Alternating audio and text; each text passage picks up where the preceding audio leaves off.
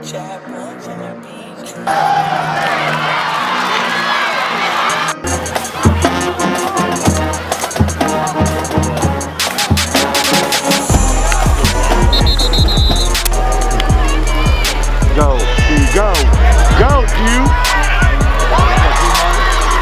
Attaboy, G-Money.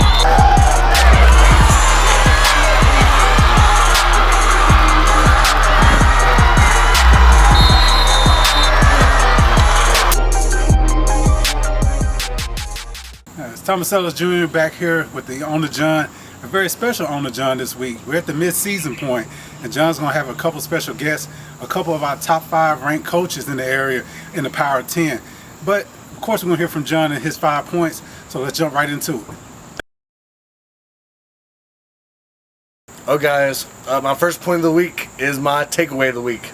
Covington's offensive line again and running back game is doing so great against Ripley. They won 30-20, 400 yards rushing once again. And then my second takeaway of the week was the Mumford Cougar defense holding Overton to 6 points on defense. Alright, my next point is the surprise of the week. MUS traveled to Nashville and only scored 7 points against Innsworth. Hopefully they'll get the offense back going this week. And then Bartlett's offense is still struggling the last 2 weeks. 0 points once again. Hopefully Bartlett can get a little bit more offense going against White Station this week. Okay guys, my next point will be the players of the week. Gotta give a shout out to ECS Eagles, Trey Adams, and the rest of the coaching staff, and also the players for the game, especially when they held Olive Branch to only 7 points after a 2-hour weather delay at Olive Branch. Let's give some shout outs to Coach Trey Adams, like I said, Jalen Greenwood, 1-yard touchdown run, and then Bennett Brady to Zach Britton on that 2-point conversion with about less than a minute to go in the game. 8-7 victories at Olive Branch.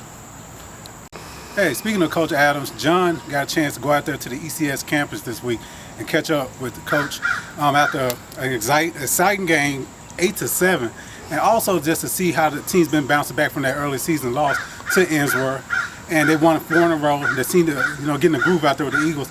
So let's see what John found out from Coach. All right, I am now with Coach Trey Adams of the ECS Eagles. Coach Adams, thank you for your time today. Yep, thank you. Coach Adams, let's just talk about the season so far. You are off to a great start as well. You lost the first game, and I know you don't want me to talk about it, but you lost Innsworth 40-0. We did. Y'all beat Trinity in 48-0. Y'all beat Tupelo Christian 33-13. Y'all beat Jackson Christian 21-0.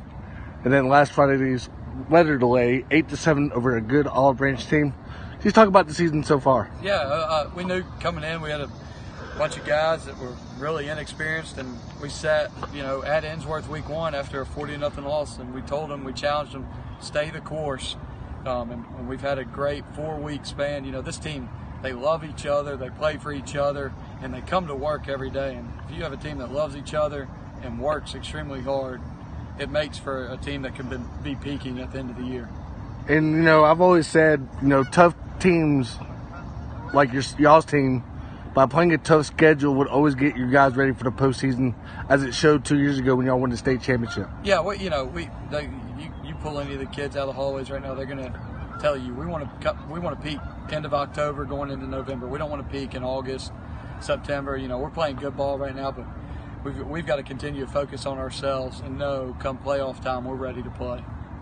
And then talk about your running back play in Greenwood, who came back this past week, and then Tucker White as well. Yeah, it started with Tucker White this year. Tough-nosed senior running back, has had an unbelievable career. Fought some injuries his junior year with an injury that he missed 6-7 weeks, and then ended his junior year with 100-plus yards rushing in the semifinal game. Has started out this year. Has been our workhorse, physical runner. Extremely proud of Tucker, great leader, and then obviously great gaining Jalen back. He went down on the first series against Innsworth, out for 4 weeks. Gained him back Friday night, and he carried the ball well. But that gives us a good 1-2 punch going forward. And then we still have a third in Clayton Garrison, who's rushed for 200, 250 on the season as well. He's our third down back, and he's able to get a yard anytime we need it. So we feel really good about our run game going forward.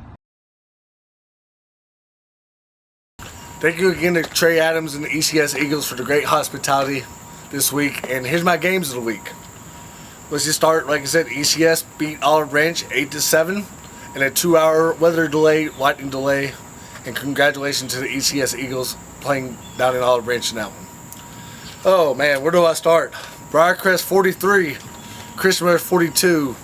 Like I told Coach Stewart this week, it reminded me of that 2019 victory when Briarcrest went into Christmas and won 21-17. Briarcrest won 43-42 in double overtime on a 2-point conversion. So congratulations to Briarcrest and going into Christmas in a great environment in that one. And Briarcrest stays undefeated. Hey, didn't John say he talked to Coach Stewart? Of course he did. He had a chance to go visit with him as well this week to talk to the undefeated Barclays Saints, who are making some major noise in that Division II with, Christian Brother in the mix, MUS in the mix, and that tough Innsworth team. So we know Coach Stewart and the Saints had their work cut out for him, but John got a chance to catch up with them, and I think they're ranked pretty high in our Power 10. We'll get to that in a second, but first let's hear what Coach has to say. I am with Coach Stewart from the Briarcrest Saints after last Friday night's victory. Coach Stewart, let's talk about the season so far. You're off to a hot start in 5-0. And you beat Booker T. Washington 58-0, Houston 28-21. And then you beat Brentwood Academy District game 17-7, DeSoto Central 26-20, and then last Friday night 43-42 in a double overtime victory against Christian Motors. Let's just talk about the season so far. Well, it's been wild. I'll say that. Just very proud of our kids, just how hard they've worked. We didn't exactly know what kind of team we had when we started. There's always new faces when you don't have a lot of guys that are returning that's played a lot of varsity minutes. We liked our guys, and I was very, very pleased with what they did in the summer. And just the fact that you get to get on the field and start competing, and you get to see where your depth is, you get to see how many people can contribute. I mean, we knew we had some guys that could make some plays. When you have people who can throw the ball, who can catch the ball, who can run the ball, we've got some young guys up front. Now, we got 2 guys returning from our offensive line that we knew that we could count on, and they have done a remarkable job. I mean, Wesley Davis at left tackle, Nate Bledsoe's playing right tackle for us. But we got 3 very young guys up front, and, they're not very seasoned, but they've done a remarkable job of continuing to get better. Defensively, Coach Tucker does a great job. We always can find kids that can run to the football, and just their growth, and they're continuing to get better. We're still making lots of mistakes. It's a lot easier to teach, of course, when you're winning, but we're still making mistakes on both sides of football. But, man, I couldn't be more pleased with how hard our kids. There's something just a little bit different about this group. And I kept telling them that. We've always tried to pride ourselves on being different, but at the same time, they are different. And we want to talk about it, but when you actually do it, that's when it comes to fruition. And, man, our kids they find a way to do things in a way that has helped them be successful. And I hope it can continue to do that. It's what's tough is the continuation of it, is the continuing to find a way to be hungry and to have that desire every week to go out and prepare and practice the right way. And there's been weeks where we prepared well and been weeks where we have not, and we've learned some hard lessons, so to speak, through it, but we're still finding a way to win and how we play the game. And so just proud of our kids, man. It was, what a great night. You could have very easily on that play, it goes the other way. You don't get a throw, you don't drop it, or, you don't make the catch, and, hey, man, they're celebrating. So it's highs and lows, and you got to be able to handle it. You got to be able to handle adversity. You got to have amnesia, and you got to forget about something bad that happened, and you got to move forward. But, man, what a fun night. It was fun, no doubt about it. Absolutely. Now you got to go on the road and play Harding Academy in Searcy, Arkansas. Yeah, 2-time defending state champions, man. They're good. And I know y'all beat them last year, but let's talk about the road ahead. Well, they're a good football team. Great friend of mine when I was an offensive line coach at Harding University, Coach Neil Evans. He was my graduate assistant. He ended up traveling with me when I took the head. I went to Mobile Christian and Mobile, Alabama, and he ended up becoming the head coach after I left. And just a great guy and does a phenomenal job. And, man, he's gone over there and won 2 state championships with this group. That group last year they got about 8 kids playing Division II football. They got a quarterback who is committed to Arkansas to play baseball. He was offered by Oklahoma. I mean, he can fling it. And so it'll be a fun night. We get to play there at Harding University's field and First Security Stadium. I mean, it's a big, nice place and be a great road trip. And, you know, we just want to go and play well. We want to go and stay healthy and play well. And, you know, I draw the old staircase every week, you know, take steps forward, keep rising, keep coming up. Hey, I mean, something bad's going to happen sooner or later I mean, we've had adversity, but we've been able to win. But can we continue to sustain the success? Well, that's what we want to do. And, of course, I think the week after the Harding Wildcats, I think we got them MUS Owls coming in. And you know how they it doesn't matter. They're always good. I mean, Coach Austin's been there a long time, and all they do is win. I mean, they're just successful, and their kids believe in who they are and what they do. And they're going to get to come to our place this year. And, man, I just want us to continue to play well. It's not about yesterday or tomorrow. It's about right now. And the right now is let's get ready for practice and let's do the best we can to be better. And how much better can we become today? And that's all we want to do is continue every day to move forward and understand that when it gets late in the year, when you got to win, you got to win. And you got to do things right. All right, Coach Stewart, good luck this week and thanks. Man, appreciate you coming. No problem, man. All right, thank you again to Coach Brian Stewart and the Briarcrest High School staff for allowing me to come on campus this week. And let's talk about the game. Look ahead to this Friday night for the games of the week. Briarcrest travels to Harding Academy and plays in a game in Searcy, Arkansas. You got Moz, a great Shelby County school, charter school, traveling to Brighton. It'll be an interesting matchup where could Brighton's defense stop Cameron Miller and the Moz Lions. You got Whitehaven traveling to Collierville. Could Collierville's defense still be up to par against a great Whitehaven team? Bartlett plays at White Station. It's a must-win, in my opinion, for the Bartlett Panthers this week. Dyer County at Mumford. You can see a lot of points in that one as well. You better have the scoreboard and popcorn ready for that one.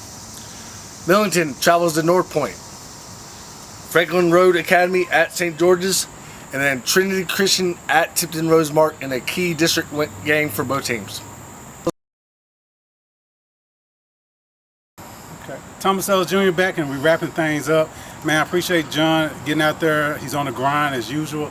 Man's on Twitter all the time. He's out there getting these contacts with coaches in the area because he cares about these kids and what these coaches are doing and the effort that they're putting out there. So John has been a great asset to West 10 Media. And he stays getting on my nerves because he's always calling me with updates and trying to have some influence on the Power 10. And I have to say he does. So here's this week's Power 10 going into week 6. At number 10, the Houston Mustangs. They took a tough loss to Whitehaven. There's no shame in that. But the old rivalry, Houston, Germantown. John didn't mention that. They're going to meet up with each other. So you know it's always a dog fight out there with Houston. I saved it for you, buddy. Where'd that voice come from? John's still here. Okay.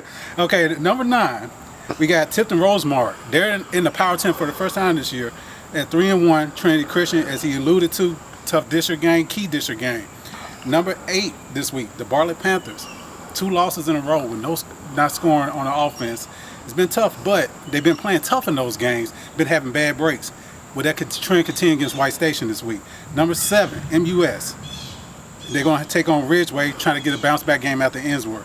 Number 6, the Brothers, the Purple Wave, Christian Brothers. They take on Pure Academy. That's going to be tough competition. Got a D1 stud on there for quarterback. Number 5, the ECS Eagles. They're slowly climbing back. Our preseason number 1. They're at 4-1. They have Booker T. Washington this week. Number 4, Germantown at 3-1. Tough schedule. Continues with Houston. Good rivalry game. Can the Red Devils keep that tough defense going? Then we get to our top 3. All are undefeated. The Collierville Dragons are at number 3, 5-0. We're going to see how for real they are when the Tigers from the Haven come in. And they have to travel to Whitehaven this week. It's going to be a real tough matchup for the Dragons. At number 2, Briarcrest. Big win over Christian Brothers. And then down the road, setting up a big matchup with Ensworth to win in that league. Can the Saints pull off another big win down the road? But they have to travel to Arkansas. Tough matchup over there in Searcy against Harding Academy. And number 1, those Chargers. That offensive line, the 3-headed monster running back.